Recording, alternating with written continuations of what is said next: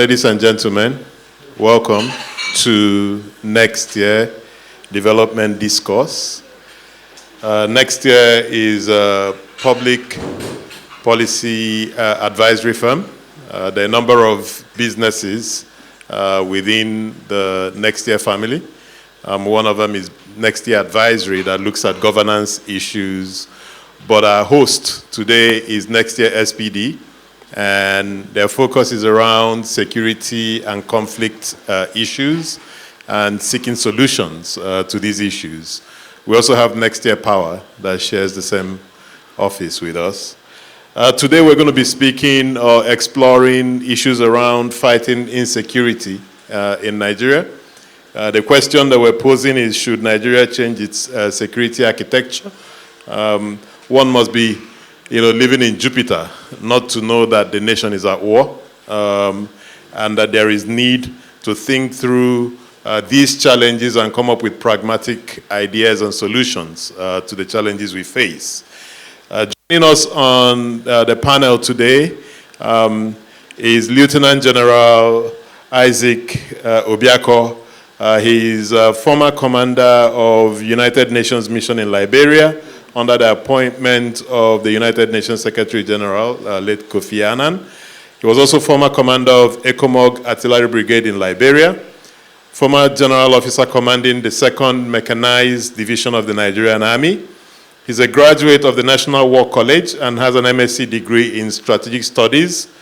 Unfortunately, from the 2nd university in Nigeria, University of Ibadan. Obviously, University of Nigeria is the first university in Nigeria. He has over 21 distinguished medals and honors, including the FSS, MSS, DSS, CMH, PSC, etc., etc. He's an officer of the Federal Republic of Nigeria, OFR. He's currently a member of the Peacekeeping Training Program Advisory Board of the United Nations Institute for Training and Research, and chairman of the United Nations Board of Inquiry in Sudan. Please join me with a round of applause as we welcome General Obiako. Yeah. Sir Michael Kiro, the former Inspector General of Police, was supposed to join us, but he sent his regrets this morning.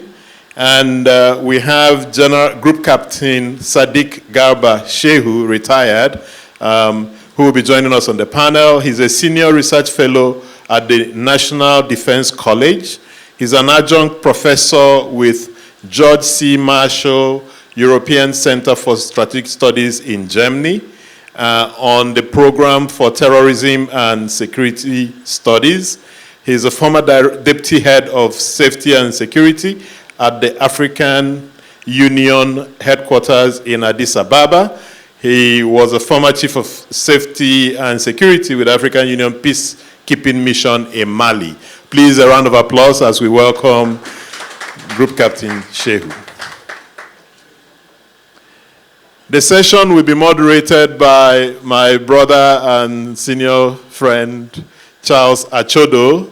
He is currently the Senior Special Advisor to the Honorable Minister of State Petroleum Resources, responsible for Niger Delta Affairs, and Chair of the Interministerial Technical Working Group on Niger Delta. He's a globally recognized expert on transition and security stabilization programs, covering disarmament, demobilization, and reintegration of ex-militants. He has over 20 years experience working with international organizations, such as the UNDP, World Bank. He was in Sierra Leone during the war, Liberia during the war, Mozambique, Somalia, Ethiopia, etc., running many of the peacekeeping programs. He has seen and worked in so many of these conflict areas that we believe he has a lot to add to this conversation. Please, a round of applause as I welcome Charles Achodo. And at this point, I'll hand over to Charles, who will make a quick opening remark and then take the proceedings from there. Charles. Thank you, Patrick.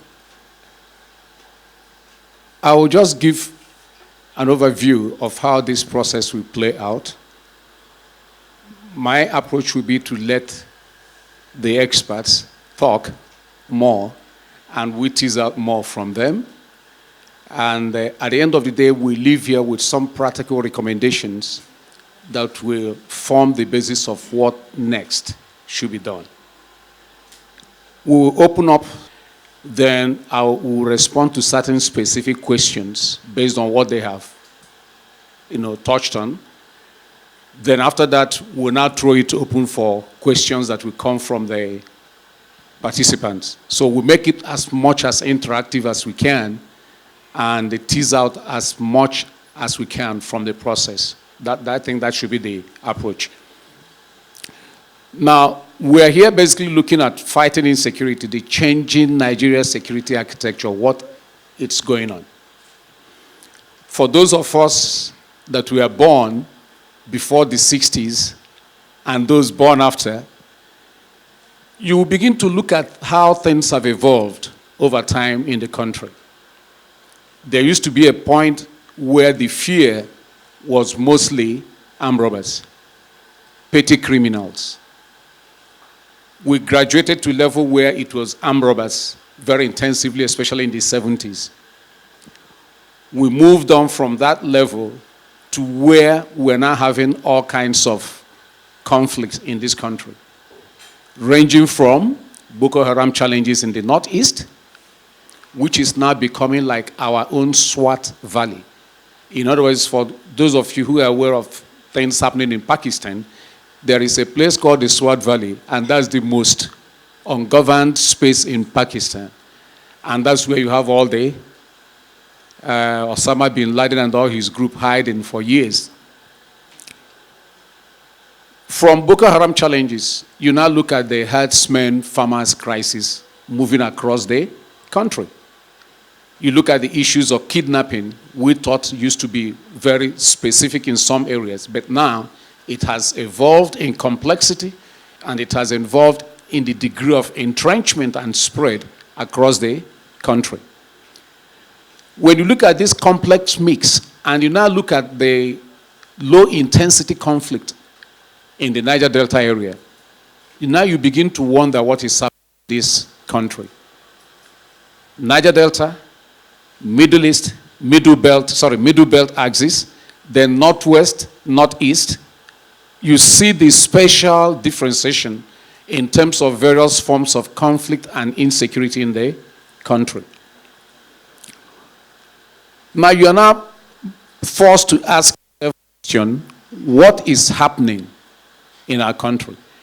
Is it that our security architecture has not evolved to respond to the kind of crisis and instability we're having in the country?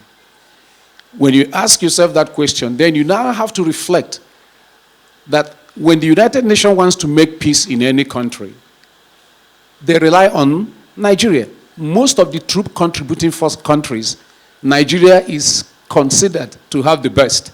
So we send out our best soldiers, we send out our best police. When it comes to police reform and reform of the justice system, you see Nigerian police people being sent there. And we succeed in making peace, we succeed in stabilizing those countries. But then in our own country, we find it very difficult doing so. So you ask yourself this question, what is happening regarding Nigeria security architecture? And I think with this background, I'm going to throw it open so that we start from the general and let him give us an idea of what he thinks is going wrong. And then after that, I think Shehu will start. Thank you, sir.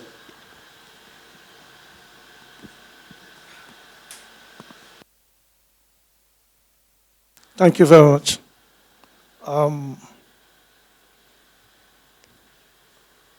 The issue is our security architecture up to the billing? Is it configured to take care of our current challenges and future challenges and all sorts of insecurity phenomenon that we are faced with. The truth of the matter is that we discuss some issues most times without, and we use terms on those issues without really understanding the background to the whole issue, and then, of course, what we appel to them, we cannot really define and understand. The news, the story today in Nigeria is security architecture. Security architecture, that's all. And anything that happens, we're talking about security architecture. But I want to say that fundamentally, security is at the domain of the people. To start with, the domain of the people. And I want to remind some of you who are of my age or thereabout that yes, we have had problems in the past, but we've never had any such thing as what we are witnessing now. And the question should be, why? I want to posit that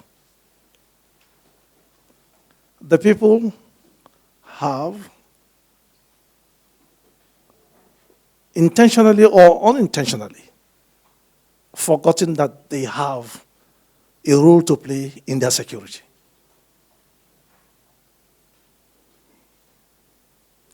And it's so much so that we sometimes feel that the security man has been paid, he has to do the job. And that is our mentality, really. Some of you here have security men in your houses. As far as you're concerned, you should not sleep. You should have your air conditioner, booming, working, you sleep well, and he should be there, no sleep. And if at all he sleeps, you sack him. And besides, you pay him little or nothing for that. That's for a start. Let me now look at what I saw. They said, will changing the national security architecture be the solution to insecurity? In the first instance, what is security architecture? Security architecture does not just come from the blues. It's derived after careful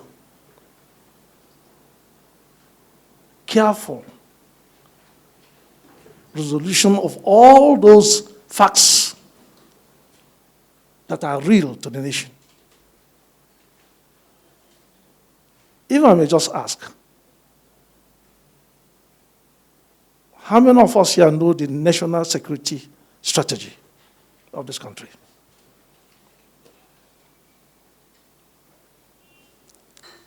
I'm sure a lot of people don't know about it. Besides, national security strategy comes from what?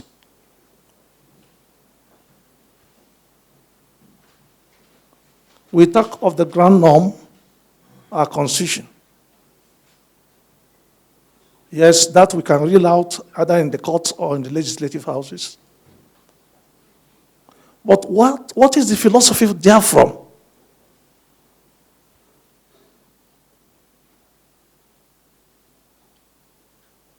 You can now see there are basic lacuna. So I want to say that we are only adopting issues or structures just because we inherited or we heard that people do such things and we're doing them. Not that we have crafted from the fundamentals, crafted what we are applying. And this, what I'm saying, does occur in various ways we do things.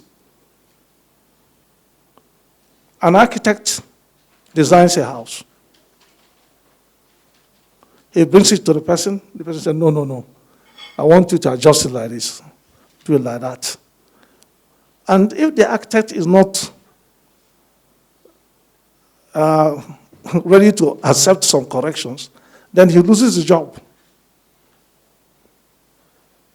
So we have a fundamental problem. So I want to, before we discuss other things that will be relevant to this issue, I want us to, as we start talking, let's start thinking of what is our responsibility as citizens to security. We see security from two lower rungs of the populace. Because truly, are we citizens?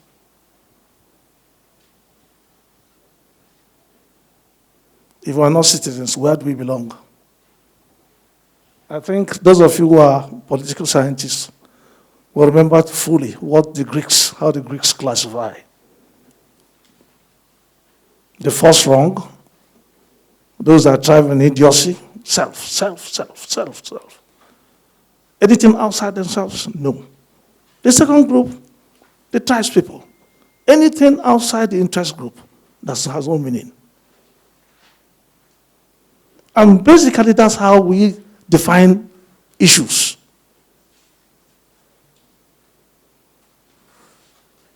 Lastly, before I stop this first part of the presentation, if you remember vividly, when the Northeast unraveled Boko Haram, were we able to define the problem? Were we able to define it? There were very many definitions.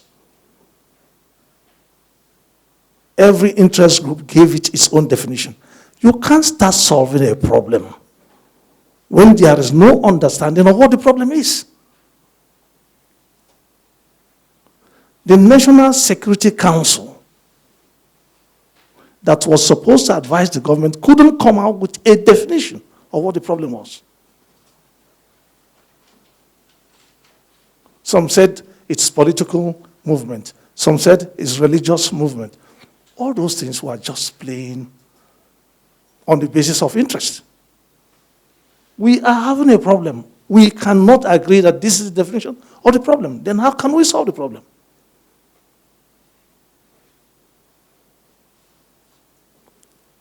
I think I'll stop when we all agree that we have a problem with the security architecture. Then we can now further talk on how we should progressively do something. And then, of course, we'll think of what can we do in the interim. If the process of getting the right thing done will take time, what do we do in the interim to take care of this whole situation we found ourselves? Thank you.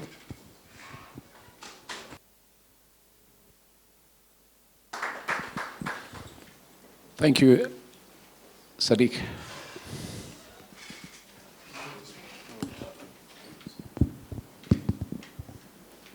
Thank you very much, the organizers of this discourse, distinguished invited guests, ladies and gentlemen. First, Charles, I have to say that you put me in a very difficult position. In the military tradition, when the senior man talks, that is the end. There's nobody that is supposed to, but I think I have Oga's permission to play the supporting role to him. And I will start straight away from where Oga started. That is, there is this phrase now that has become the buzzword: national security architecture. Security architecture. I would like to throw a little light by trying to define what is that national security architecture that we are talking about.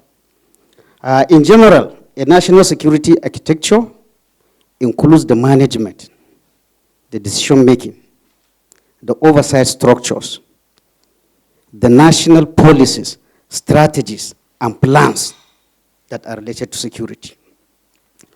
It is important to see that in this definition, when we say about strategy, it is not just a matter for the security people. You've heard of oversight. So, the national security architecture we have in Nigeria now, there is no gainsaying with the advent of Boko Haram, with the advent of the farmers-herders conflict, with the incessant kidnappings we are having, we could see it is not what we inherited since the Cold War and military regime era is not commensurate with the kind of threats we are having now. We inherited, or rather after independence, we put in place a security architecture that is designed for external aggressions only. It never envisaged internal aggressions. It was designed for conventional kinds of threats. Nigeria likely fighting Cameroon over Bakassi or things like that. It was designed for when Nigeria is fighting other countries outside and solely for the protection of Nigeria's territorial integrity. But what do we have now? What we have, certainly, while still there are dangers that may be to Nigeria's territorial integrity, the greatest danger is from homegrown, internal, unconventional, asymmetric threats. Unfortunately, the security architecture we have in place, like I said, with the benefit of Cold War military regime, is not designed to confront this modern threats. The next question I would like to ask, if we say the security architecture is not designed, and we can see it with every day, do we have a readiness crisis?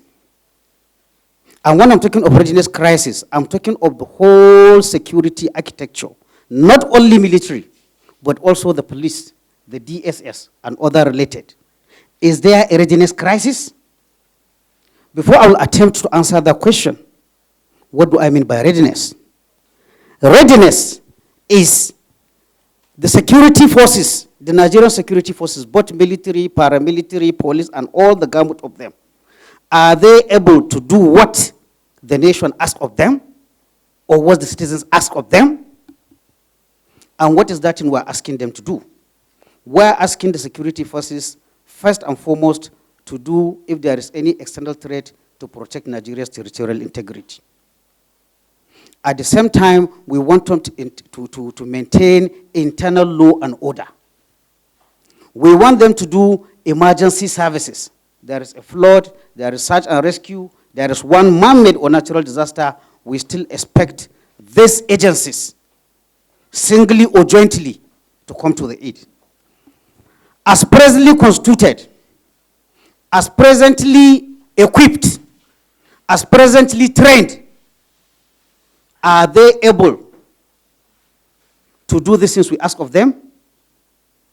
I come back to say the readiness is not there for our security forces to confront these challenges.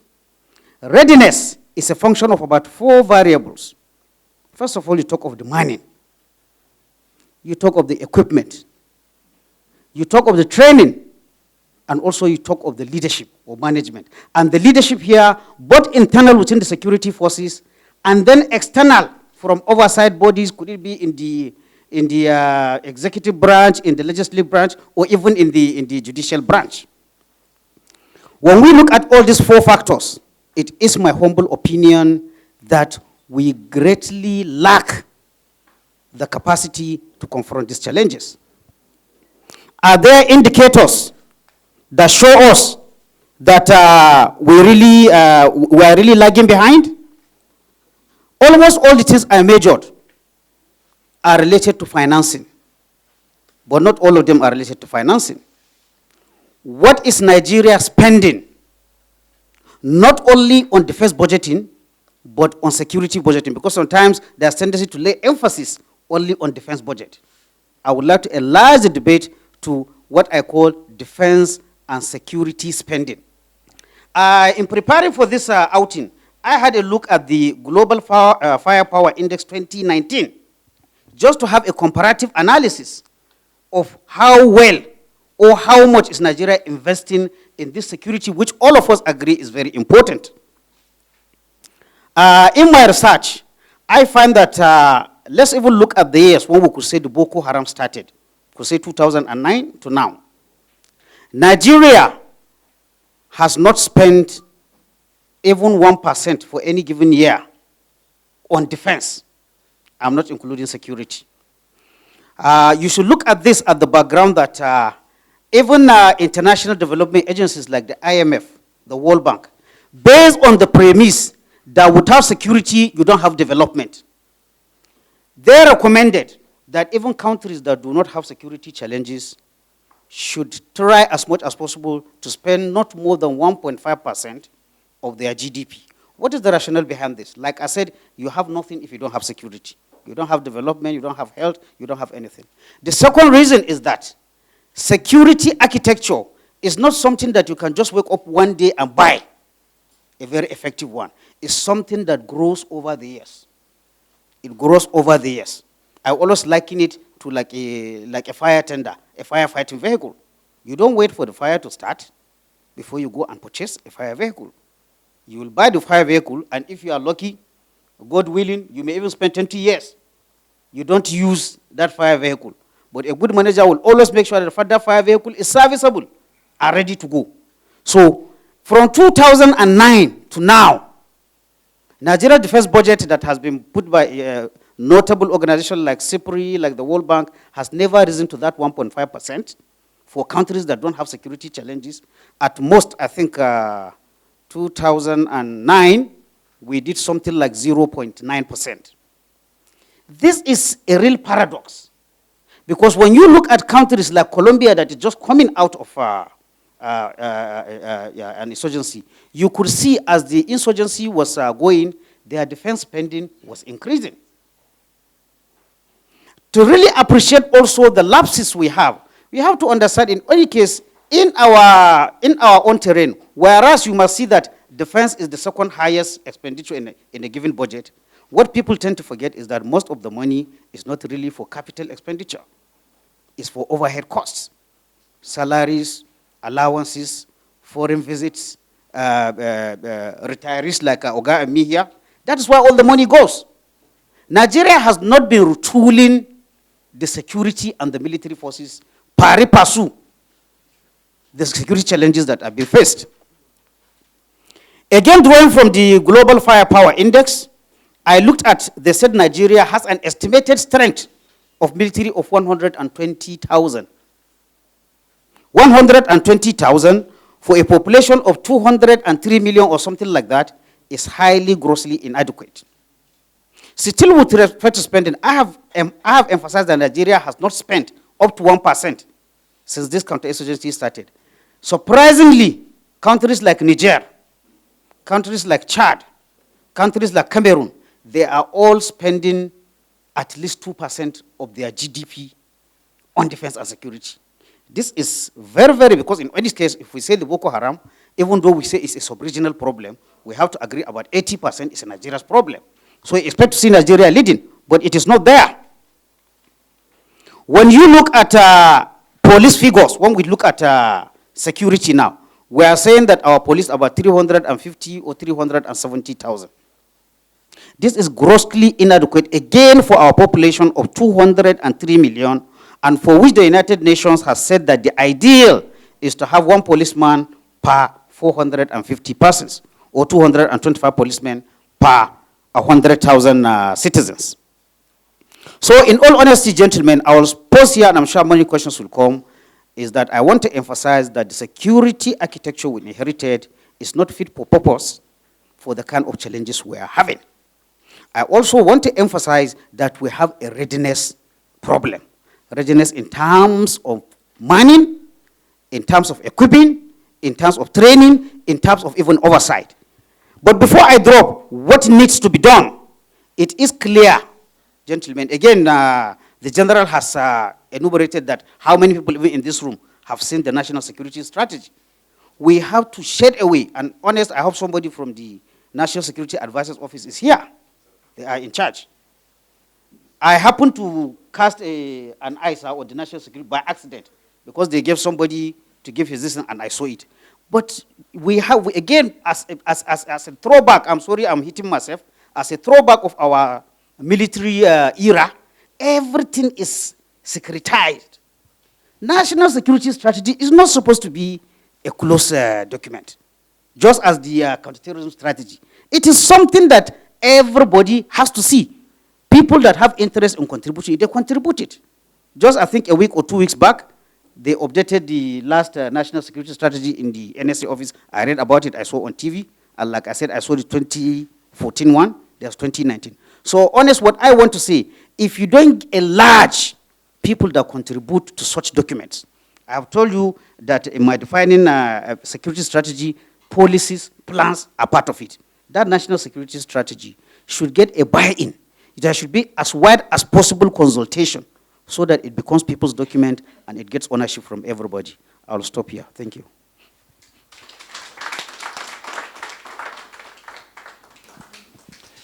Thank you, Sadiq. I think when I said the general should speak, I wasn't trying to set you up.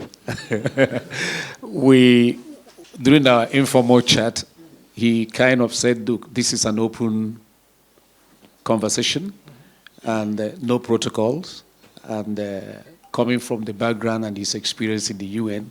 So he said, let's put everything aside. It's not anything, just have a free conversation. So from my place, well, you give the elders the opportunity to speak, and they speak, then the younger ones will start coming up. So I didn't want to set you up. Now, we have heard from the general. He touched very critical issue, which is basically the role of the people, the citizens, in issues of security. He flagged on the issue of national security strategy and asked if anyone has read and understood what those are. And he went on to touch on the role of the people, and then harped a little bit on the issue of security architecture. Then Sadiq now came in and explained in more detail what we mean by security architecture. And then he went on to take the issue further and then came to a conclusion that our national security architecture has not what? Evolved. I think everybody agreed on that. That it has not evolved to meet the contemporary challenges security challenges we are facing. In other words, it's an outdated architecture that needs to adjust to the challenges we are facing. He went further and started drawing some analysis and comparison with other countries that are about the same size with Nigeria. And he laid out certain standards in terms of what the defense spending should be as a percentage of your GDP. He mentioned a couple of those. And while I was preparing this, I also looked at Pakistan, for instance. Pakistan is basically doing 3.14%. That's what Pakistan is doing. And when you compare that against Nigeria, look at Pakistan, the size of Nigeria, which is almost about 190-something million, they are investing about 3-point-something% of their GDP in defense issues and security issues. Then they also have the kind of challenges we have: terrorism, kidnapping, violent crimes, all kinds of things in that area. So they are investing more than Nigeria is investing. And on the basis of that, he's coming to the conclusion that we have a structure that is outdated, we have a structure that is underfunded, we have a structure that is not responsive to the challenges we have in the country. Now, my question then follows. I'll basically say, what do we do? If we recognize that the challenges, the system has not evolved, the structure we have has not evolved, is not substantially deep enough, it's not substantially broad enough. What do we do? Where do we go from here? What are you people proposing that we should do to update our national security architecture, to make it more effective and make it more efficient in responding to evolving national security challenges we have? Thank you, sir.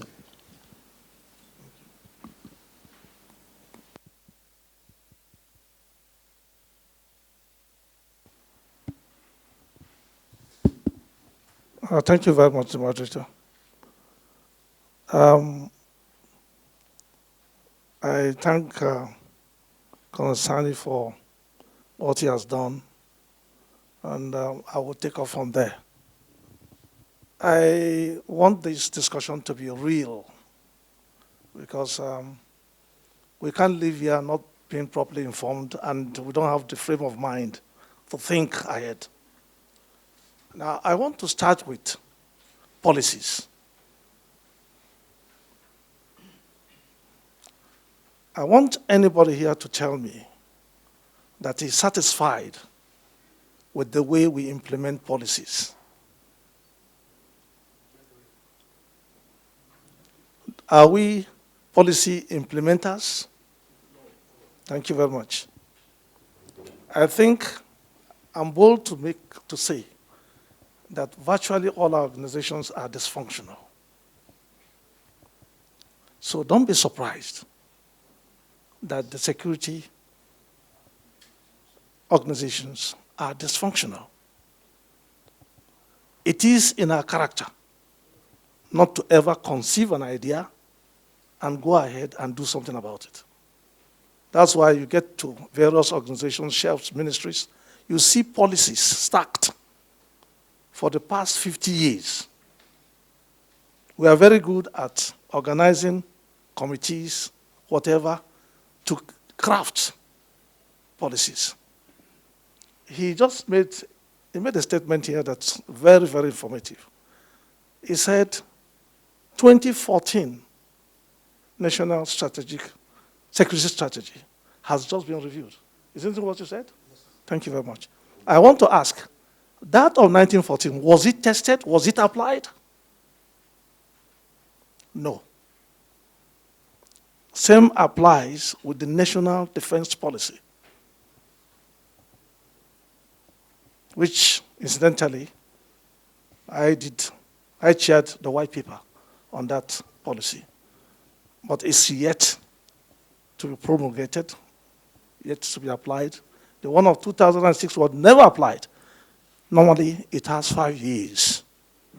Or should there be some developments, you must rapidly update them to meet the contemporary issues. So that's the problem with our national security architecture. The strategy all along is dated.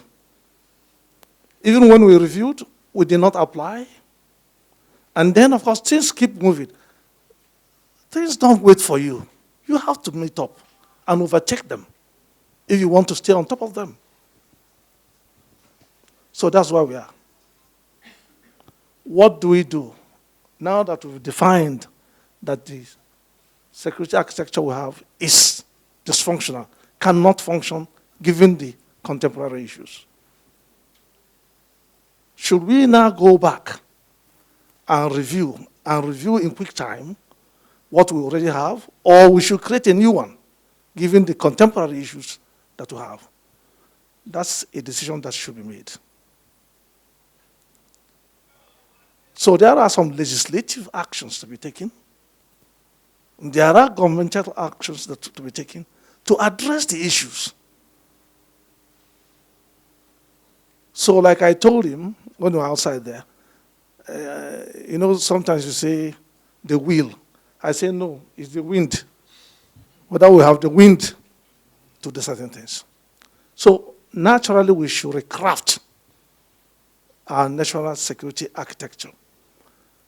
And when we talk of security architecture, I want us to open up properly. I've hinted about it. There is no aspect of this country or people or entity, whatever it is, that is not part of the security architecture. I'll give you an example. Some 30, 40 years ago, should there be any security issue, and it's stated that the CID, Criminal Investigation Department, has stepped into it, give it maximum 14 days to unravel it. Why were they so effective? The people.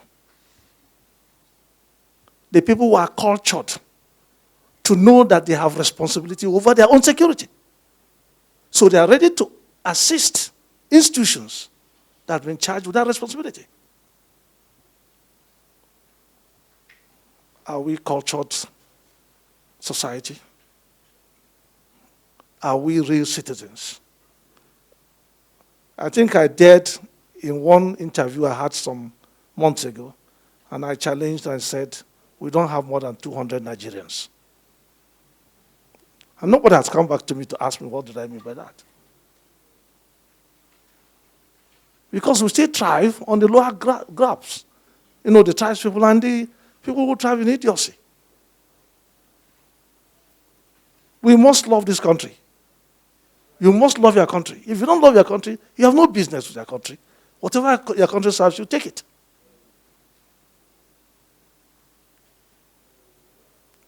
So fundamentally, we must think of policies and then have the wind or the will to implement. You don't create policies and don't do it. So we need a new security policy that will craft, from which we will now create a new security architecture. And when I mean security architecture, is the whole gamut, starting from the military, the police, the whatever, every institution that has to do, including legislative, including judicial, everybody is part of it, of the structure. That we must do. And then for the physical organs, like the army, the armed forces, then the police, the immigration, the customs, the prisons, the civil defense, Federal Road Safety Corps, every person involved. Then, of course, we have to determine. We have to redefine based on the threat perception, based on the realities of the ground.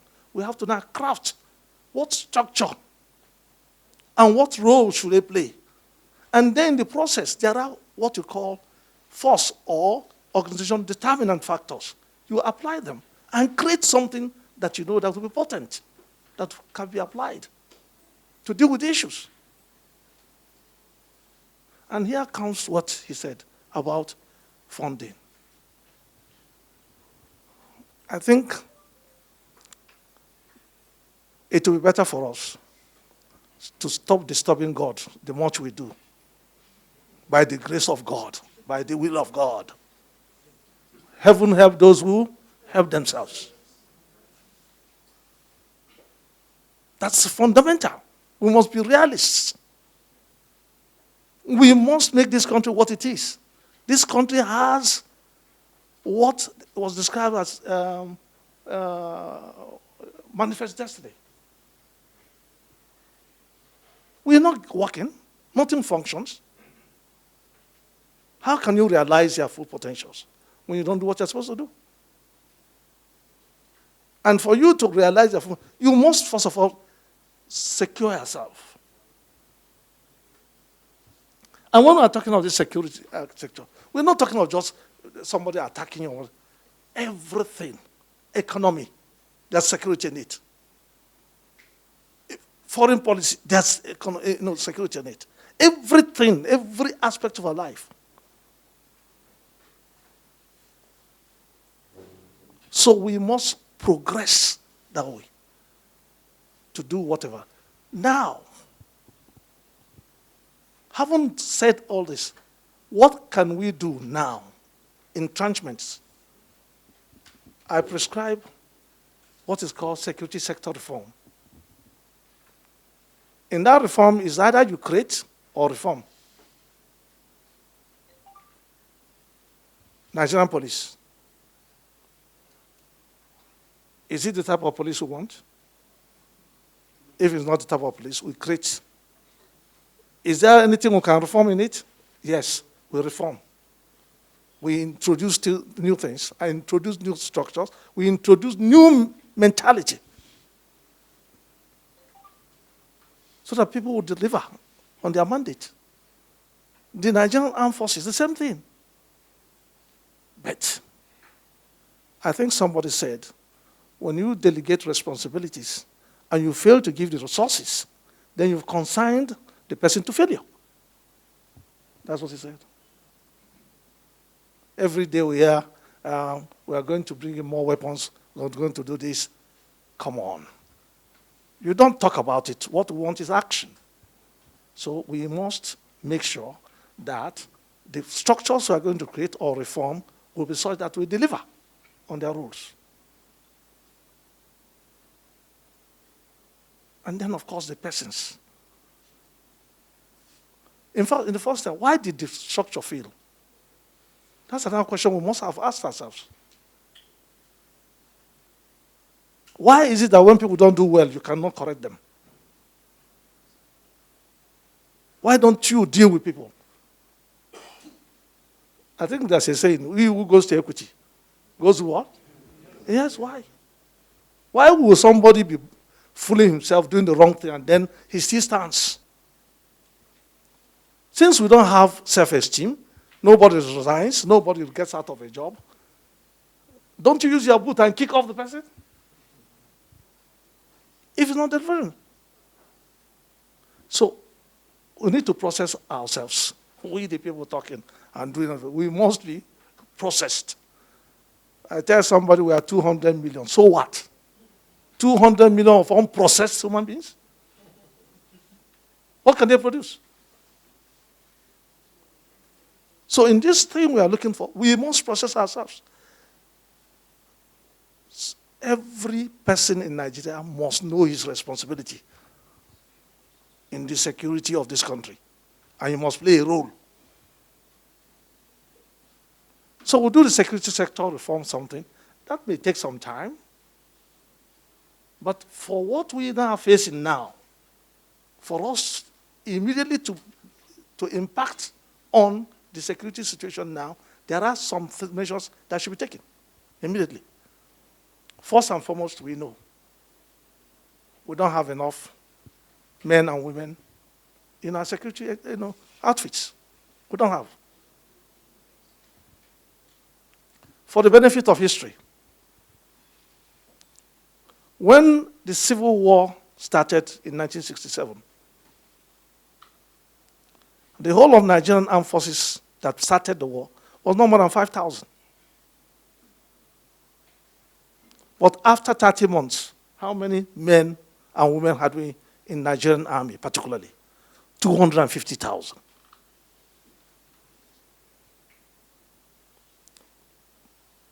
Men and women were mobilized. To the extent that people who left service 22 years before then, people who left the Second World War in 1945 were recalled. And those of them that were able-bodied fought. At least relieve the young ones to move forward. That's what happened. Since 10 years, Boko Haram, where are we? We have not mobilized. And how can you, with the contending problems, northwest, middle belt, northeast, south, down southwest, and southeast, everywhere? Yes. And then, no, peacekeeping we have lost out. We used to be number 3 or 4 in the whole world. Today we are number 42 in peacekeeping. So we're not contributing. Benin, Niger, Chad, Cameroon contribute more to UN peacekeeping now. So we are down there, but we can rise. I heard Mr. President saying we can mobilize to deal with this problem now.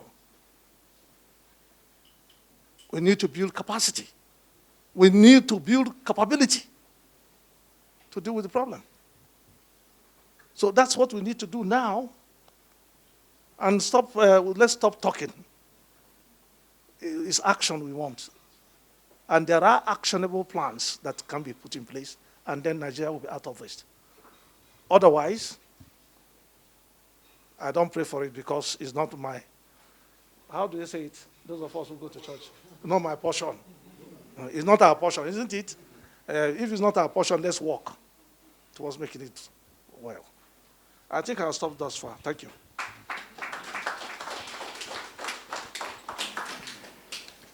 Thank you, General. It comes again to some of the issues we're looking at.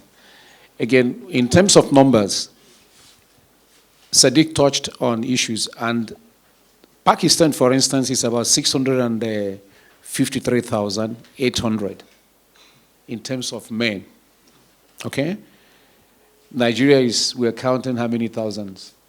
And our population is closely about the same. Okay, so if they have 800 and something thousand, and Nigeria 653,000, and Nigeria has only about less than 100,000 or so, less than 100,000, 120 or so from what he said. Okay. Then. Don't forget that Pakistan has a hostile relationship with a very large country. I agree. I agree. Their nuclear expenditure is much more than the Nigerian military budget. We'll come to that. We're just saying, for a country that has 197, okay, and we are 200 million, if you compare the size of the armed forces, then you worry about certain things. That's one side. You'll come to that. We'll come to that. There are people who will tell you today that it's not even in the size, that technology and a whole lot of things are also creating a different kind of armed force, okay? The kind of war you're also fighting will also determine the kind of recruitment you will do. If you are fighting a war where you need to take domain and occupy territory and hold it, then you need to have the manpower to make sure that happens. If I may just say something. Yeah. You see, we are fighting an asymmetric war. Yes, you have two options. Broadly, you have two options. One is technologically driven response. And what do I mean by this? It simply means that first and foremost, you need to garner intelligence. And you are going to use all that is technological available to do that. Then, of course, you position a very mobile force at strategic points to respond to the beacon. Yes. But if you don't have technology, what do? You take the option of inundation, which means you make troops available and inundate the area. Because insurgency, criminality, thrives like fish thrives in water. Criminals, insurgents thrive in the people. Without the people, they will not survive. So these are two basic options we have. And we have to advantage. We have population. We can. And that's why I gave example. In 30 months, you generated 250,000 to execute the war. How come in 10 years you cannot replicate that? So we need to do something. Thank you. Okay. Sorry, we'll come to question and we'll come to that. I just want them to exhaust some issues. We'll come, please. Sadiq, are you adding anything on this, please?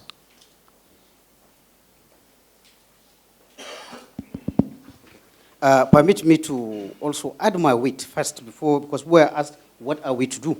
I have some humble suggestions to give. But I just want to really underline how short we are of numbers. Talk about inundating the area when you are fighting counterinsurgency. This is a proven concept.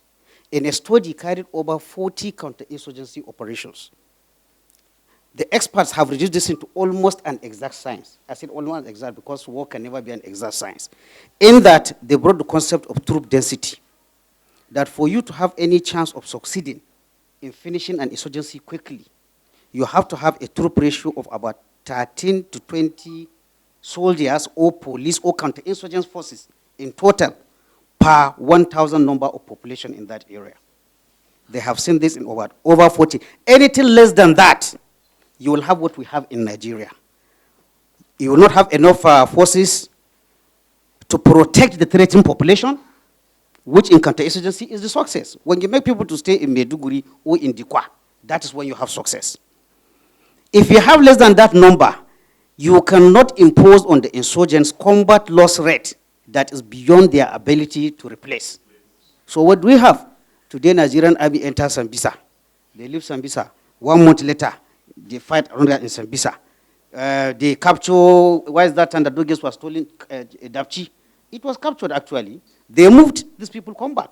So if you don't have this ratio of 30 to 20 soldiers per 1,000 of the local population, this is the difference with conventional warfare. Conventional warfare, you say, what is the ratio of the two forces?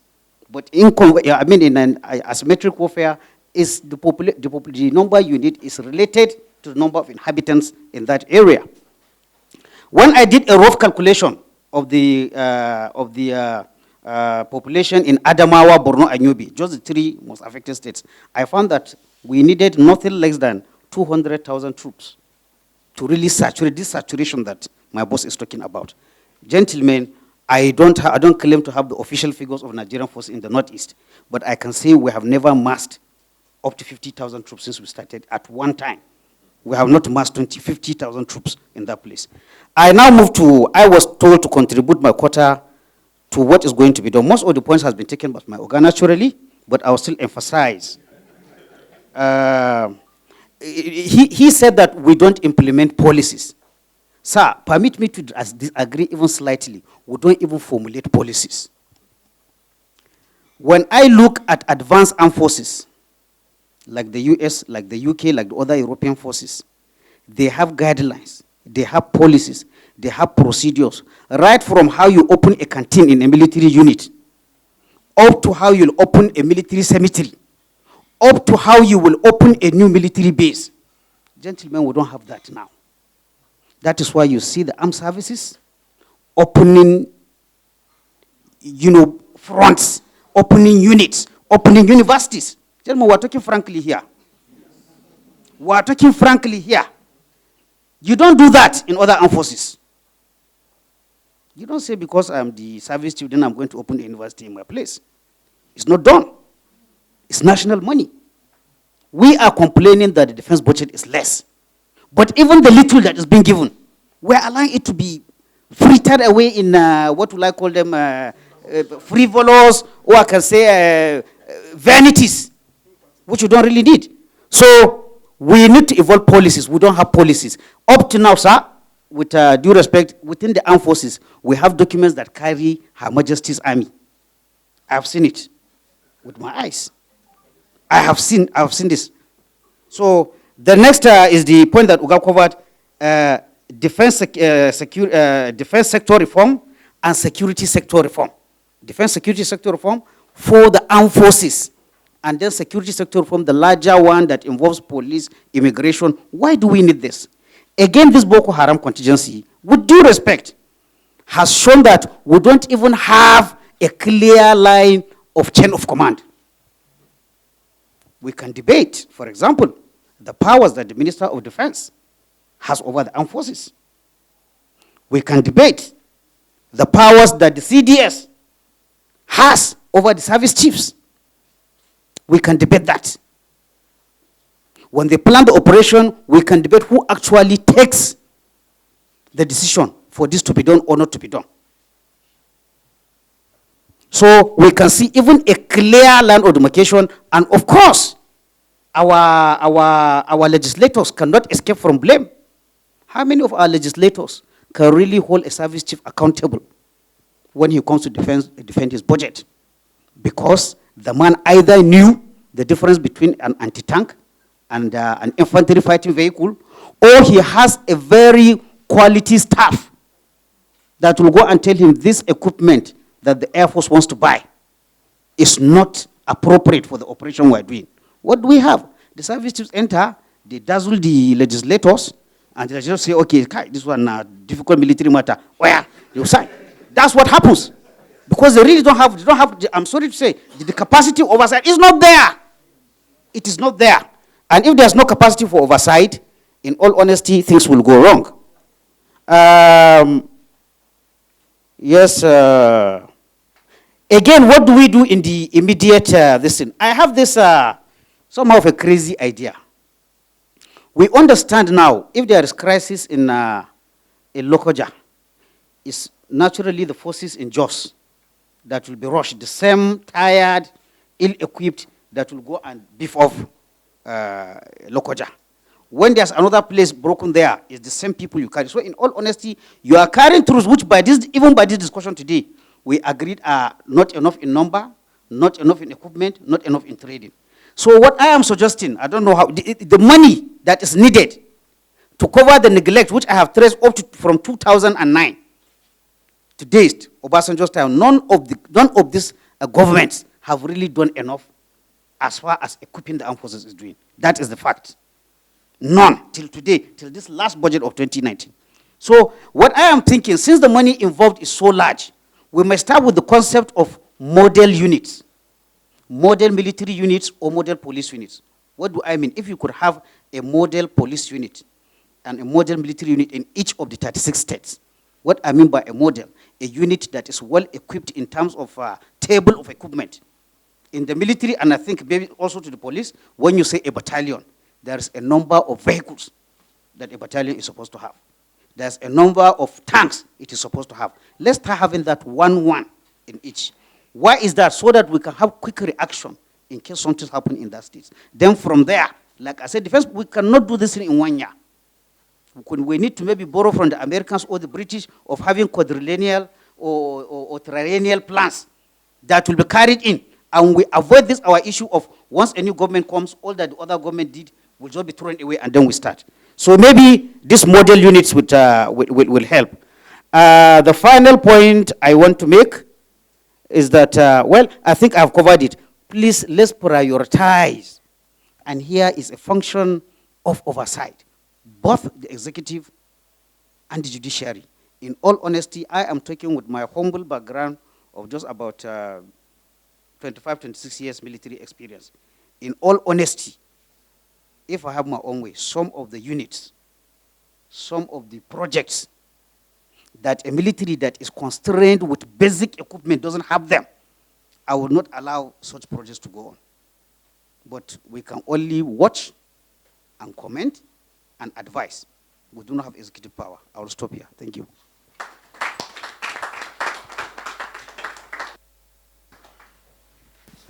The conversation is getting very, very interesting.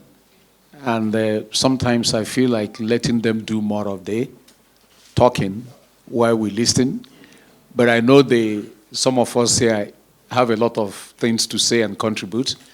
And we may open it up for people to make their contributions. Hearing from them and reflecting on some of the issues.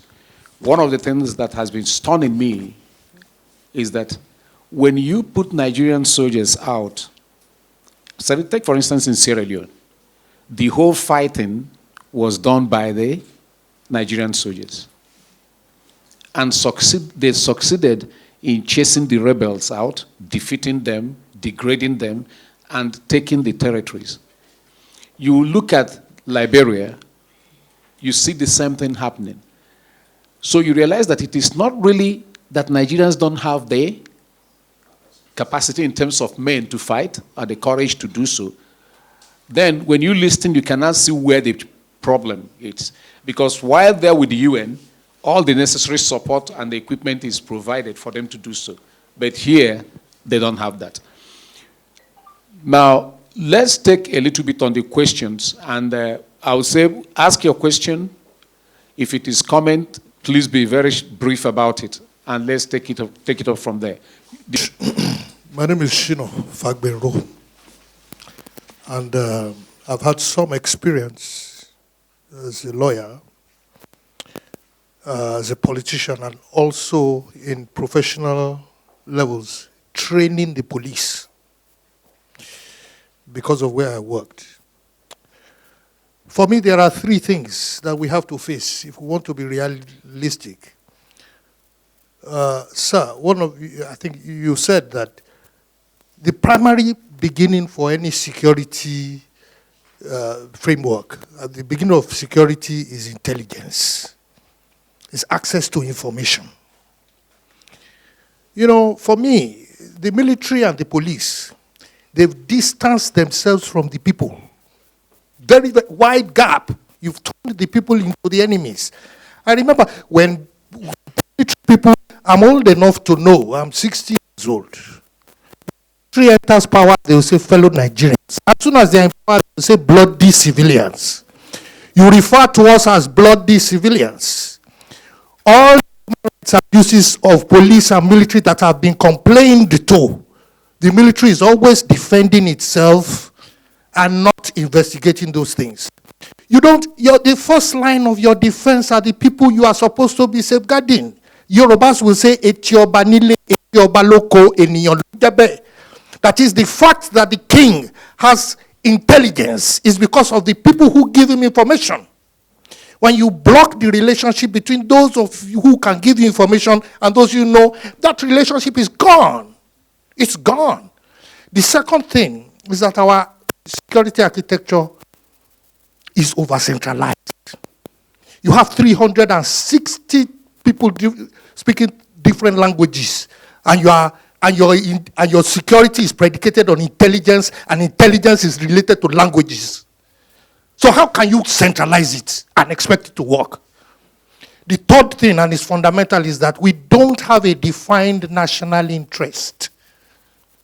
National interest, you see, in our constitution, we say Africa shall be the centerpiece of our... What is Africa? Are we controlling the rest of Africa? We have a national interest that is ill-defined. We don't even define it. So if you don't, because every policy, development policy, security policy, any policy is derived from your national interest. You start driving a policy, you start designing a policy based on that. And finally, sir, for us to do anything about this, we have to undo some of the things we've done. There are 4 categories for you to be able to implement any policy. One is governance, that is the ability to take decisions quickly and be accountable to the people you take decisions for. 2, communication.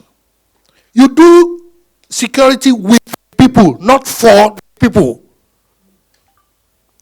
3, you have to be coordinated because there are multiple stakeholders. There are some people who are called agendi modaru, that is, it is when things are confused, that's when they eat. And they will have to wait for things to be confused. And they will continue to, some people are making money out of this insecurity. Because in the war front, nobody is using bank. It's all cash. The 4th thing is what we call M&E, monitoring and evaluation. And you said it yourself, you said it, sir. When we have a policy, we don't review. You have a policy, you don't review. At least annually, any policy that is set up must be reviewed. Are we going right? Are we not going right? What have we done? What could we do better? So until all these things are gotten together, sir, there is an issue. This is Dr. Victor Odeme. I'm a lawyer and a political scientist. Let me make a contribution, a very short one. The problem has been well articulated. I think where the issues are is with the solution. Let me just throw in a few things. One is in the issue of security sector reform. I think that we should have a security sector reform program that is specific to Nigeria. Why I'm saying this is that I've had cause to look at documents and their implementation in terms of security sector reforms, and they are a whole lot cosmetic to me when you relate them to Nigeria.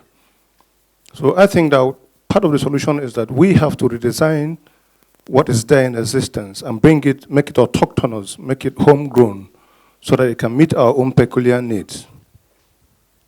And in view of time, the second issue I want to mention, aligning with what the presidential aspirant there had said, it has to do with human security. In this day, you can't have a robust national security that has disregard for human security. The basic definition of human security is taking away from the people the fear of want. So I think we have to do that. And that brings me to what you said, sir. It may require dropping all that we have. I say this with all sense of humility, being a lawyer. There's an article in the Nigerian NILD Institute of Legislative and yes. Yeah, it looked at the security, it looks at national security with relationship to the Nigerian Constitution. You find out where the problem is. All the items, in fact, all the duties the Nigerian state owns to its citizens are put in Chapter 2 of the Constitution, which the law says is not justiciable. Then what it calls fundamental rights, which it says we need, are defined in a negative and made enforceable in Chapter 4. The meaning is that even when you run into trouble, the Constitution cannot save you. So I think we need to knock down what we have and break down the barrier between the government and the people. They are there for us. Let me end it here until we have opportunity to give you details. Thank you. Is it me? Yes. Okay. Thank you. So you talked about security sector reform. It's obvious that the Nigerian police as presently constituted is a problem. It shows they cannot handle the problem that is affecting the country today. People, in that sense, they have recommended state police. Do you subscribe to that? Secondly, you've been in the field. We know that the DDR in Liberia and Sierra Leone worked very well. The one in Niger Delta, you cannot say it has worked perfectly well. But then my question, can you recommend DDR for Boko Haram the way it is now? Thirdly, the issue of border, the porous nature of our borders, and of using mundane techniques to safeguard our borders. So if you look at GBA, Lela, Gambaru, and the rest of them, we don't have the capacity to cover these borders, and it has a lot of input in our security problems.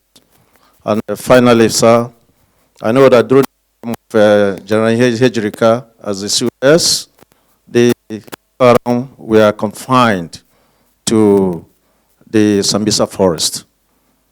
Today, they're telling us 2015 it was 16 or how many local governments that were held. Why is this so difficult for government to this person has done well? Now let's tap into his intelligence. Like you, sir, we've read the DDR in Sierra Leone, in Liberia. I'm happy to meet you in person.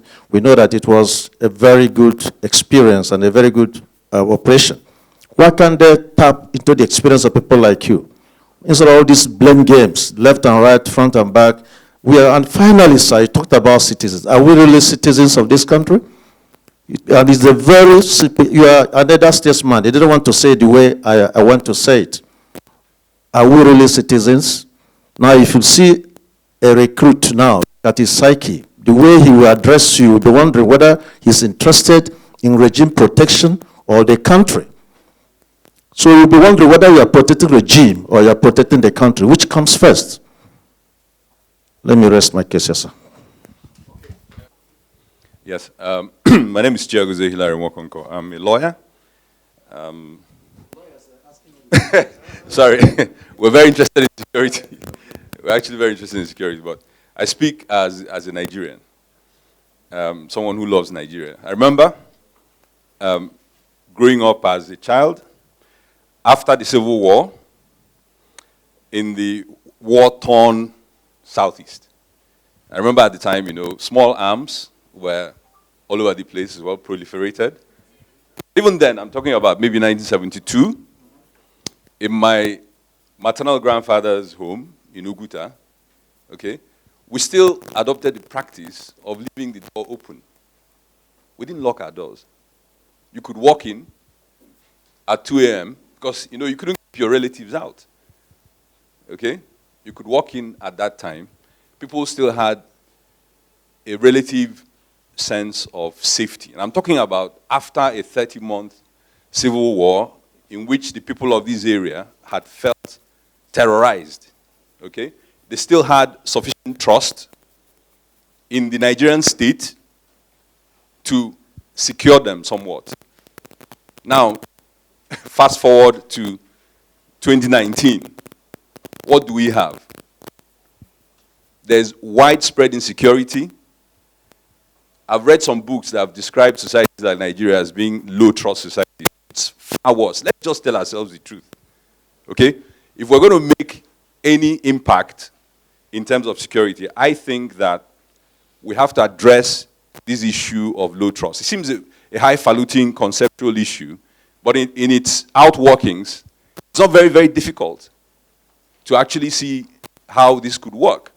And so, when today, we don't want to accept, those of us who live in Lagos, and you know, Boko Haram seems so far away, the only way we notice it is in the young boys and girls who have now come to join us and have become members of our families, or perhaps, you know, for those of us who are more kind of, you know, those who are more interested, those who give things and, you know, support and all that. But for most Nigerians who live in Abuja or maybe Lagos, I think the conflicts in the northwest or the northeast seem very, very distant indeed. But unfortunately, as of today, I'm sorry, I'm not a politician, and this might sound political, we are far more divided than I've ever known in my life in Nigeria. Let's face facts. If we're going to move forward together as one country, those who have authority and power have to begin today, even yesterday, to take those measures that will unify us. You don't unify by speechifying alone. You have to take concrete actions that will give people the trust that you're at the top, those people at the top, believe in Nigeria, that every Nigerian has a stake in this country. Because if we continue being this divided, Somalia, or whatever you call it, will be a chance. That's the truth. Let's not tell ourselves lies. Okay? And as of today, the resources, the gap in resources you were talking about, sir, okay, many of us, frankly, are unwilling to see that amount of resources diverted into what you may call an unaccountable whole. There's no accountability for security expenditures in Nigeria. There's none. As of today, governors continue to draw security votes that's unaccounted for. What you're talking about, for me, I'm just quaking that a military officer can actually, you know, COS or whatever you call him, can actually spend money, get National Assembly approval, and it's not really accounted for. We've seen in the past, you know, people basically stealing monies. That can't continue. I had an encounter once with a very senior police officer who was supposed to be here. I'm sorry, I don't know if he's here. I'll round up. Round up, please. And I just want to just show you a very simple thing about how unaccountable the security forces in Nigeria are. And that has to change. Okay, thanks. Let's go to the next person. Good evening. My name is Ademola Lawal. I'm a retired colonel, and I work with Savannah Center for Diplomacy, Democracy, and Development. I just want to bring in a very small theoretical perspective into what we are talking about. Because if you want to do a national security architecture, it must be founded on certain basic things that you need to do. And I want to say that the world has changed globally. It's changed completely.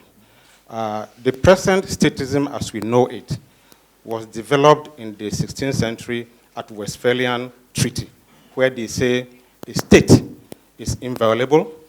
The state holds monopoly of violence, and a state cannot be interfered into. There will be non-interference into the internal affairs of a state. That was the basis for the Westphalian Treaty. And based on that, security architecture was designed to ensure these things are carried out, namely non-violability and other. Now, if you look at these three things, modern trend has changed it completely. There's no more anything like non-violability of a state. You don't even have to step into their territory before you actually invade their state. You can invade their currency, you can invade their health, you can invade anything. And no amount of army, no custom can be placed at the gate of intellectual transfers and all these kind of things. So for the fact that that particular idea of the state is of its sovereignty of its own is no more valid. And that is why national security architecture that believes in that system cannot work. Secondly, when you talk about monopoly of weapon, it's also not valid anymore. Because, come to think of it, and my colleague Sadiq was talking about defense budget and all the rest, and I want to tell you that if the amount of damage an artillery or a tank can wrought on a citizen, no matter how much it is far, far less than what a small boy, a 14-year-old boy, will sit in a hacker room and do damage to the country completely. So again, states don't no longer hold monopoly of violence anymore. And what they use, anything can be weaponized. Food is weaponized. Go to supermarket and buy whatever. You can weaponize it to destroy so many, many things. So I think that the basic thing about it all is that non-state actors have become more prominent in the security nature of every nation. It's not just Nigeria. It's all across the world that non-state actors have become more and more active. You recall that a president was attacked by drone, even where you had soldiers, police, everywhere on the parade where he was addressing people and all the rest of them. It took just a small boy with about $5,000 drone to fly it to that premises, and of course, can rifle do anything about it? And they struck at the podium of that president. What I'm saying is that non-state actors have become more active in all this. And therefore, if you want to design a national security architecture, non-state actors must play a prominent role. In doing so, you reduce the defense budget, you are able to promote citizenship, because citizens, like it's rightly been mentioned here, who is a citizen? Even this citizen you are not treating. And that citizen can weaponize. If a citizen is not treated, he weaponizes. Therefore, the ground norm and basic foundation for national security architecture must begin with the citizen. Thank and you. That citizen must have all it takes. Thank you very much. Hello, good evening, gentlemen. My name is Ife. I'm from the NESG Public Policy Intelligence and Reform Management. I have two questions. It was said a few months ago that there are too many uniforms on the road. How there are several security forces that seem to do the same thing. How can we address that? The second question is what the general said, where security is everyone's responsibility, and how the sector has become mostly public, state-run. So how can the private sector be involved? These are my questions. Thank you. Okay, thank you. Let him start. Well, I will, since I've been given the option of starting, I'll pick the easy ones and leave the difficult ones for Oga. Two questions, actually, I'm sorry to say, caught my interest because I think I may be able to attack them. Somebody asked about DDR for Boko Haram. Now, I happen to work for a project that was working with all these ex-Boko Haram people that have been trained in Gombe. In all honesty, you are raising a very valid dilemma, not only for policymakers, even for societies in the Northeast, where some of these Boko Haram people really originated. But again, like everything, this kind of insurgency or projects have happened somewhere else. What does common practice tell us? The difficulty with an internal conflict that we're having in this Boko Haram is the fact is these are Nigerian citizens, killing Nigerian citizens, going against the Nigerian government. There are people with family ties, with historical ties to certain families or to certain places. It would have been an easy thing if Nigeria was fighting Cameroon. After the ceasefire, you tell all the Cameroonians in Nigeria, leave and go back to your country. They tell all the Nigerians there, leave and go back to your country. However, you don't have that comfort in an internal armed conflict. I will be rhetorical and ask, supposing we say we'll not even look at this DDR or amnesty, or whatever I want to call it, it's a form of amnesty. What do you do with these people? Under international law, you can kill any Boko Haram member that dies fighting or attacking you. But still under international law, once you arrest that person, or even he says, I surrender, if he fires and finishes his bullet and then drop his weapon, you're not supposed to fire him. And these are laws that Nigeria has signed. Nigeria signed Geneva Convention first week of independence, 1960. And we pride ourselves. I'm not saying it is right or wrong. I'm not making that judgment call, but that is the reality. So once you have a Boko Haram member who didn't die in combat, in all honesty, I think you have a problem in your hands because you cannot kill him. And again, looking at counterinsurgencies, from the latest one we like to compare ours in Colombia, they always end with one kind of amnesty, DDR, or the other. And even international humanitarian law or law of armed conflict has made provision for declaring amnesty with the proviso there are crimes that are called grave offenses or grave crimes. Like if you could identify like this person was actually the one that attacked one family and annihilated them, that international law does not allow the government to give amnesty for that. But after everything, this has to be done. These people cannot be taken to another country. Some said, yes, there are I cannot swear to you that the ones that went through the Gombe, that they will not go back to their crime. Nobody can swear about that. So the only problem I have with the problem is that this is what happens in all other districts. Colombia ended with about 70,000, I think, SFARC members that were, giving support and giving pardon and everything. You can't send them out. However, there needs to be more vigilance in this Operation Safe Corridor that is happening and other agencies. I think even the prisons, the prison services, they're also holding some people. Again, this is our disjointed nature of our district. Even Borno State, they are doing their own low-level DDR. The one that is acknowledged is the one in Gombe, the Operation Safe Corridor. The prisons are doing their own. So there needs to be synergy. There needs to be, almost everything the Oyinbo man has helped us. They have gone into it. There's no fail-safe way of saying this ex-Boko Haram member, I have put him inside one scanner.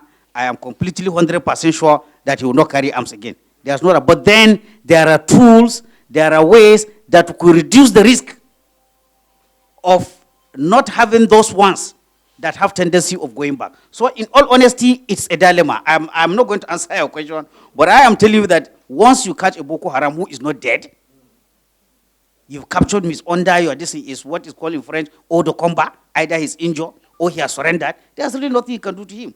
You can't kill him. And if we go back, what was the genesis? Not excusing anything. What was the genesis of the Boko Haram? Mohammed, if you are a decent man, if you are a man, there's no way, since the police have arrested Mohammed Yusuf live, in all honesty, you can't come and shoot him down after that. So I have not answered your question, but I've attended to say. Yes.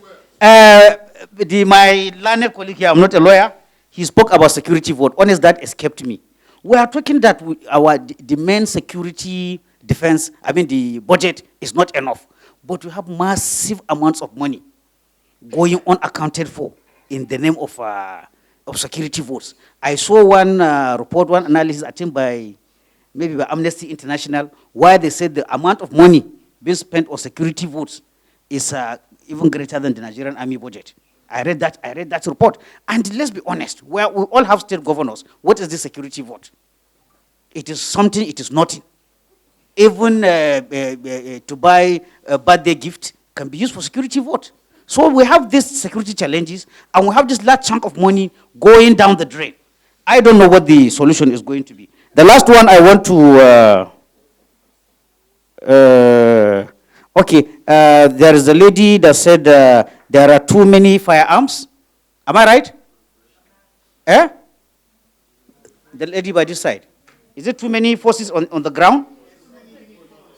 Too many, exactly. Too many uniforms, gentlemen. We must remember that, again, in all honesty, in this security sector reform, gentlemen, I am challenging all the policymakers here, or the think tanks.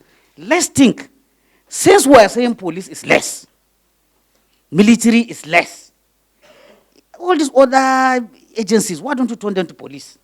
I've been asking myself.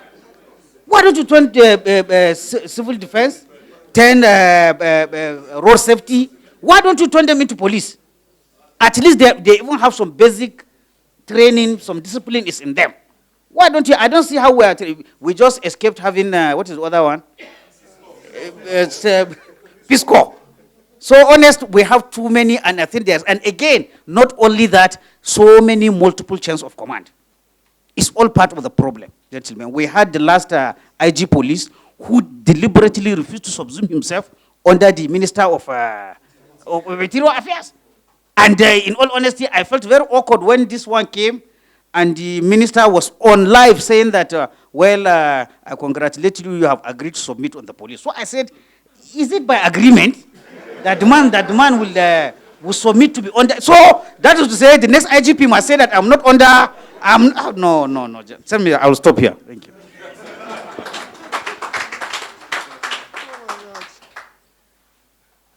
Very interesting. Well, let me start with what the moderator, he made a comment before we started this round, and he talked about Nigerian armed forces, our performances outside. That's a wonderful thing, indeed. But let me give you a snippet of the history of Nigerian armed forces. When the war ended, we were still in the process of receiving equipment. And I can assure you that in the 70s, we were the best. Indeed, in my corps, I belong to the Corps of Artillery, we were even superior to the Royal Artillery of UK in terms of armament, of course, equipment, and we were professionals, trained everywhere in the world. We continued on that strand, and Shehu Shagari administration added more equipment. The fact was that as we were receiving equipment capability, we were equally improving on our capacity because people were trained, well trained. That was the era where soldiers were sent overseas to do courses and whatever, to be proficient in the tools they were going to handle. And for those of you who had been following the military in the 80s, you remember that Buhari and Ediakon in 1984 called out the armed forces for an exercise called Operation Sea Dog. It was a wonderful exercise. We tried our amphibious and naval capabilities and capacity. It was good, except for some few things which they took note of to make sure they, they did the best for us. In 1985, we were in Burma, Iron Hammer, Operation Iron Hammer. We tried out the armored corps, the infantry, the weapons, the vehicles, and the rest of them. We were the best of ourselves. Then what happened? From 1985 After the change of government, we commenced sliding downwards. Indeed, if you remember that when Buhari was GOC 2 Armored Division, we were almost riding into N'Djamena when the Chadian rebels crossed over the boundary, seized some territories in Nigeria. We rolled them back.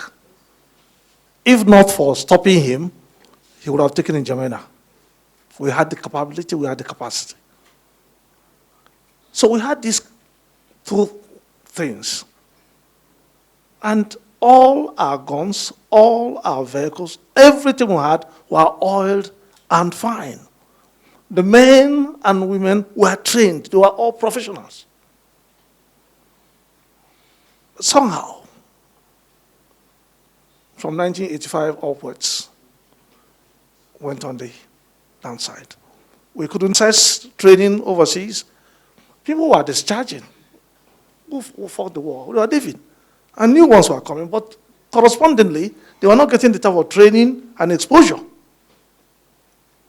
This continued until the opportunity for us to teach ourselves arose. We went to Liberia. Indeed, Liberia and Sierra Leone was where we exhausted our capacities and capabilities. So what happened? By the turn of the century, Nigerian armed forces has lost its ability. When I'm talking of armed forces, the Navy was such, we had what I would call an armada. We had ships, and all ships were, seaworthy.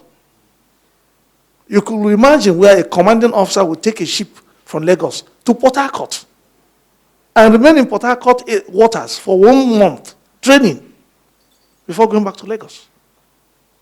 Our aircrafts were there. The MiGs were there. L-29s, all of them were flying.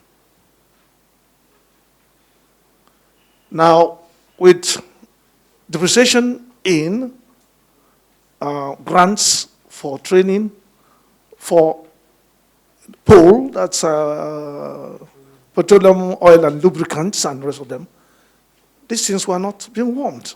And so they started going down. And then went to Liberia. The attrition of war, there was no corresponding replacement. And that reflected even when we were in Liberia, we were not meeting the MOU on COE, contingent on equipment. We couldn't. I was force commander in Liberia in 2006. I had the displeasure of signing letters of displeasure to Nigeria. Yes, double displeasures. That was it. So the truth of it is that by 2009, when Boko Haram erupted, Nigerian armed forces was down. So we had lost the glory, or lost this news with which to punch. We hadn't. So that is fundamentally a fact that made us incapable. Because if we had those capabilities and capacity in 2009, therefrom, we wouldn't have been talking about what we're talking today. Because if you remembered, we had other insurgent eruptions in Nigeria. What of Metasenia and the rest of them? You've forgotten? There were other internal things where the armed forces went in and quickly cleaned out. But no, we couldn't. So that's where it is. That's the history. The next thing is about, he talked about national interest. I can't agree more with you. This country has never, ever defined its national interest. I tell you this, and quote me, we have never, ever defined it. And let me even tell you, I'm sorry to say this, but I have to say it now. Have we ever conjectured to build a nation? Right from 1914. We've never conjectured. Our so-called leaders, did they think of building a nation called Nigeria? No, please. They never. Because I will tell you, there are other countries. A country like Indonesia was colonized for 350 years. And when they got out in 1945, President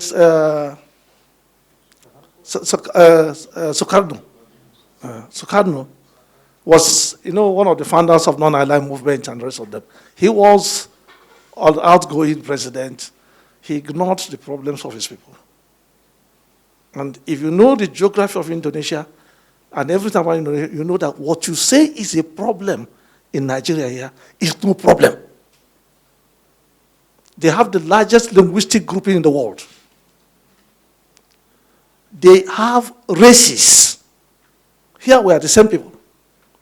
There you have the blacks. You have the Mongoloid. You have the Indians. You have the Arabs. And then you have the Malays. Different people. Spread within 3 time zones. From Sumatra to Irian. 3 time zones. In more than 7,000 islands out of 18,000 islands of the country. They have all the religions in the world. But the government recognized 5. Islam, Christian Catholic, Christian Protestant, Hindu, and Buddhism. But you know what? With all those divisions and all whatnot, leadership took care of everything. Indonesia, as of today, is the largest Muslim nation in the world. But it's not an Islamic state, republic. It is, what do they call it? Yes. I want any Muslim who goes to Mecca to tell us how he finds Indonesian contingent in Mecca. They are the largest contingent every Hajj in the world. They send more than 1.5 million people. The most orderly, the most disciplined, and everything.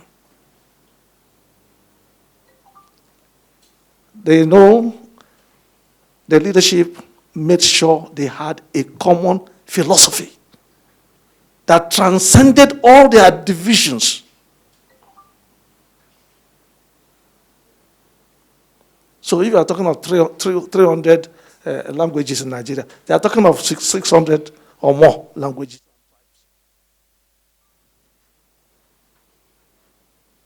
They determined their interest. And let me tell you one that will get you annoyed. I'm sorry, so control yourself if I tell you that. Indonesia has oil and gas, like us. But they decided not to depend on the oil and gas, but to depend on what? Palm. Which they came here in the 60s to learn about. They are amongst the G20. 20 most industrialized countries in the world. When did they start that journey? 1966. Under Suharto. The leadership. They knew what they wanted.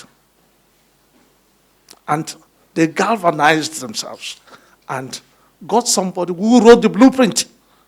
And the person who wrote the blueprint became the Minister of Science and Technology for 25 years.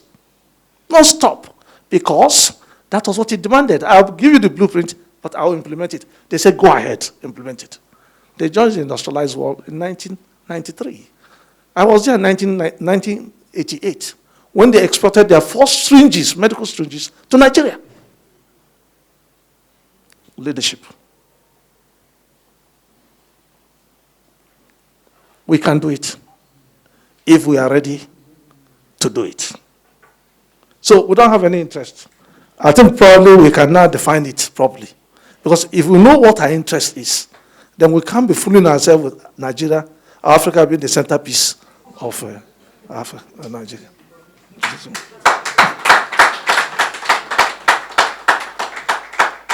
Now, about SSR we talked about. You see, forget about that template. You have to define what you want to reform. It should be your own, what I call your own menu, you know.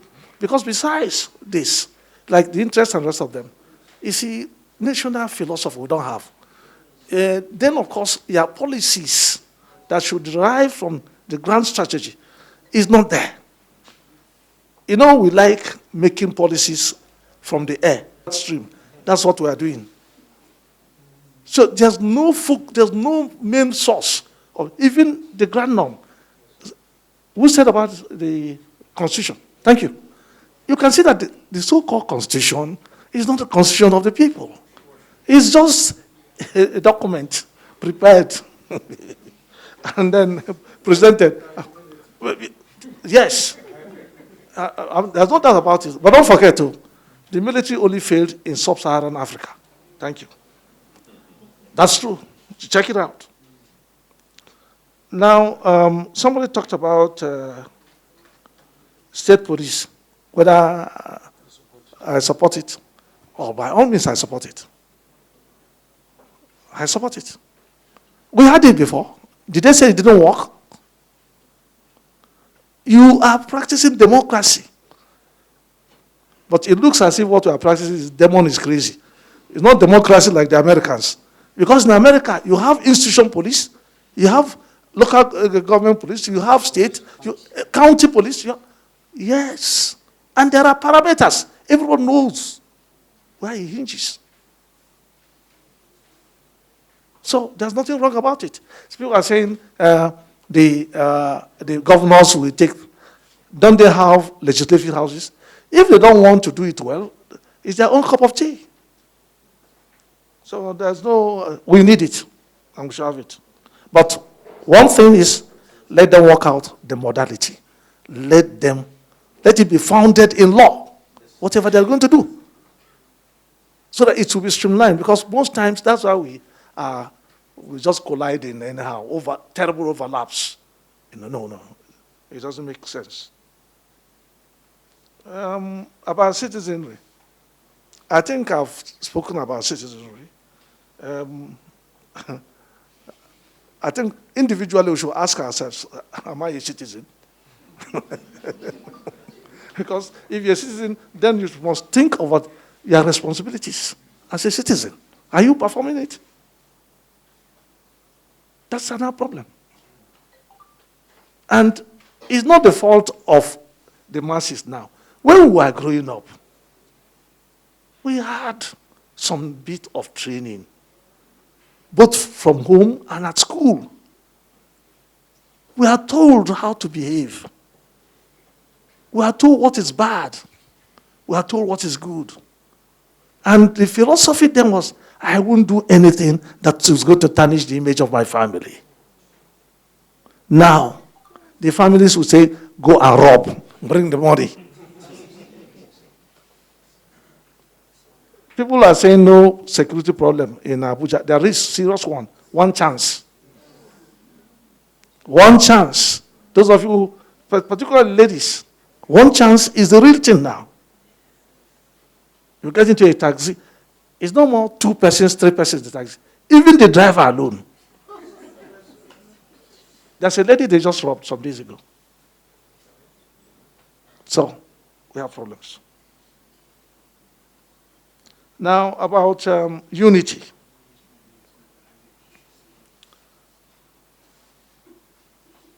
Unity is a responsibility of leadership. Unity, it is the leaders who must. You see, we are too rhetoric in our statement.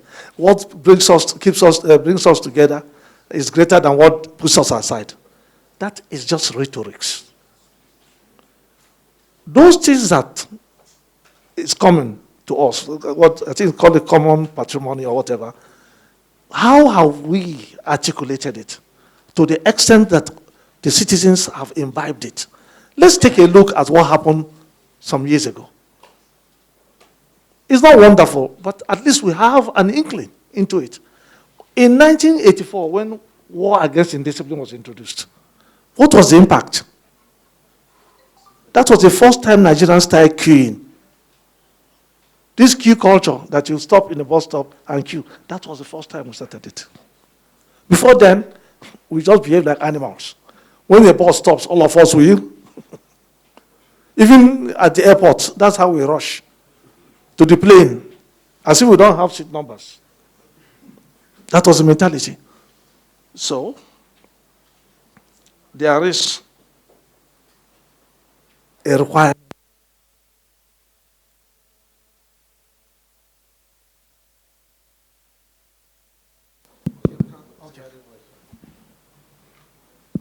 So there is the fundamental necessity that leadership must articulate how best to bring Nigerians together so that people will have confidence in leadership. If a follower or a subordinate does not have confidence in the person leading him or her, then of course he can't put in his best. Some of us have survived wars because our soldiers said, "Sir, you wait here, we shall find out what's happening there, sir. You wait here." I had an experience that was mind-boggling. I was moving as a young officer, and suddenly my sergeant dragged me down. And he made a comment. I'm not going to say the comment. I paused. How could this man have the audacity to hold me down? I just told others to stop. He made the comment he made, which till tomorrow still resounds in my ear. But I had been brought up to listen, to hear, to see reason when people talk. So I paused. Not quite 5 minutes, we stopped. There was an explosion in front of us. Had we continued walking, that explosion would have intercepted us. That is it. He knew, for this point, at this point, I must help my boss. He has been good to me. And he stopped me. And I thanked him profusely after that. So, leaders, we need honest, focused, visionary, and then, of course, leaders with character. Leaders with what? Character. No character, no leadership. Thank you.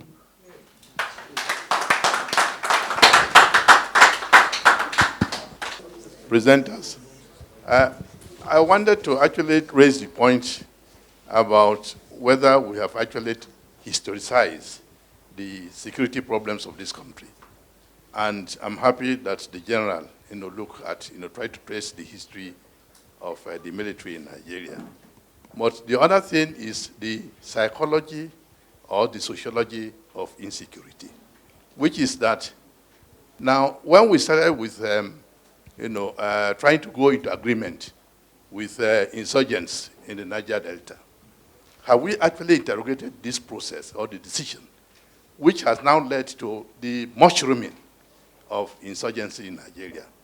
I believe that the approach that was used, I think it was by the presidency of Sharadua, is what has probably also informed the behaviors of some of the groups that are mushrooming, these days. And it may not be that it went to northeast, it's now spreading to northwest, but that other groups are also just biding their time before they also resurface. I think that issue should be looked into. Thank you. Thank you. My name is Lucy Abalon. I'll make this brief because we don't have time. My comment is in relation to the narrative of the cultured citizen. And I'd like to flip it, that we should actually also be looking at the narrative of the cultured security providers. So, I mean, the very basics of professionalism. If you take a job, if you accept a job in any organization, in any decent climb, you don't say because, you know, the salary is not good enough or it's not well funded that you're not professional. You don't do that. As long as you've accepted the job, you have a duty to be professional in that job. When you get tired of it, you can move on, or you just don't accept it. So back to the security operatives. If we say that intelligence is really important and you need the people to ensure that we have proper security, then you have to treat them well. We have a situation where it seems that our security providers, police to be precise, are satisfied with just getting suspects. As long as they can come and the PRO can say on screen that, you know, we have suspects, that's fine. And so for that, anybody is a suspect. Quickly, I'll share an experience of someone who was who committed suicide. And in the process of still doing, some young doctor tried to help. And the police came on board and they arrested this young man. This man went through hell. And he was in police custody. Were it not for the camera, CCTV that was there, it would have just been fine that we have suspects. When it was clear to a very average person that, you know, he was not. So just to say that the very basics of treating people properly so that we can actually help. So we don't have enough funding for security, yes. But if you treat the average citizen well, if you're a cultured security provider, then you get cultured Nigerian citizens. Thank you. I will say thank you, and we'll let Patrick do the closing of the event. But to touch slightly on what the gentleman spoke about the DDR with Boko Haram. Yeah, no. It is a little bit, a typical DDR process will run with a clearly defined political framework. If you don't have where you have signed an agreement, negotiated a political resolution of the conflict, it doesn't make sense doing DDR. You don't do DDR when the conflict is ongoing because you disarm, demobilize, and bring the people out. You run the risk of them going back, and that becomes a problem. And that's the challenge we have with the Northeast DDR process. If you go to the Niger Delta one, there was a clearly defined agreement and understanding. They stopped cessation of hostility, and after the cessation of hostility, then they now started doing the DDR. I just want to clarify that particular issue. I will now hand over to Patrick to basically sum up the event. Thank you. Please, a round of applause for the panelists. And also for you, for making time to join us. We're particularly grateful to the panelists, Lieutenant General Obiako, Group Captain Shehu Garuba, retired, and Charles Achodo, for joining us this evening to begin the process of unpacking this very difficult question. We never thought that we're going to exhaust it in just 2 hours. But we thought that would trigger the discussions and then continue this discussion in subsequent series. What is clear to us from what we've heard this evening is that the security architecture we have to deal with the contemporary issues we have today might not be adequate, and that the solutions might not be straightforward because we live in a rapidly evolving world where non-state actors could even be more powerful than, the external aggression we were set up to fight. So on that note, I thank you for joining us. We're a bit particular about starting events on time and ending on time.